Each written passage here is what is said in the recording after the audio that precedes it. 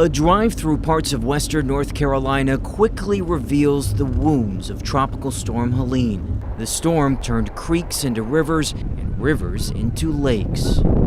Everything was underwater. Helene gave Daily Dow the biggest fight of her life. Trying to get out, and I kept getting stuck, and then I would go another way, and then a tree would fall, and then the water, and it was just terrifying. Rising floodwaters trapped Dow and her children in their car for 6 hours. There was a moment where I thought we were going to die, and so I just crawled in the back seat and held on to my babies. Help eventually came. Helene hit at the height of the 2024 presidential election. President Donald Trump pounced, blasting the Biden administration's storm response. Many Americans in this region felt helpless and abandoned and left behind by their government. It's a sentiment some people in western North Carolina share. Others say the response was strong. Either way, Trump promised to do better, and in his first week as president, he visited the storm zone. 6 months in, it's a bit of a mixed bag when it comes to the response here in western North Carolina when you talk to residents, including from one person who spoke at the president's press conference, who says, yes, work has been done, but there's a lot more to do.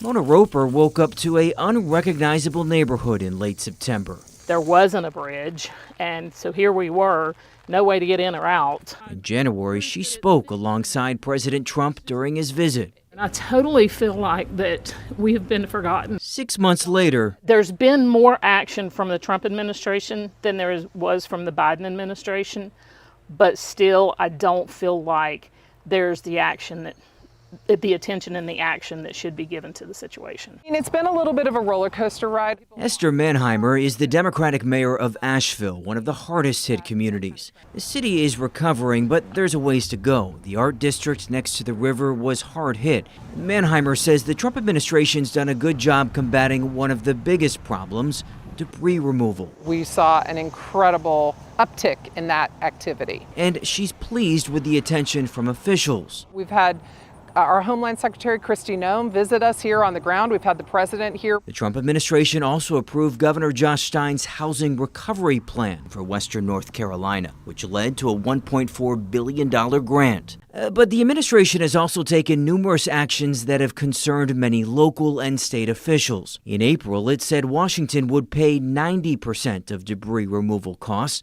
instead of 100%. The governor's office says that could cost the state hundreds of millions of dollars. The administration also removed AmeriCorps workers who were helping with Helene recovery. And the president continues to call for eliminating FEMA, the Federal Emergency Management Agency, in its current form. I think that would be a grave error. No state is capable of the scale needed to serve a community after a disaster like this. Federal funding is also well below what the state asked for, and some local leaders say the aid approved by Congress late last year is very slow coming. The problem was it was all getting trapped in the bureaucracy of it all. Matthew Wechtel is the Republican chair of Madison County, the town of Marshall, about a half-hour's drive from Asheville, where we met him was swamped by the French Broad River. The town hall, police station, courthouse, and post office were severely damaged. Wechtel says they've got a list of projects that need funding, and though the response has picked up, he says it's stuck in a mess of red tape. There's 17 steps in that program, and if at any point in that process you screwed up, they kick you back to the beginning and you start over again.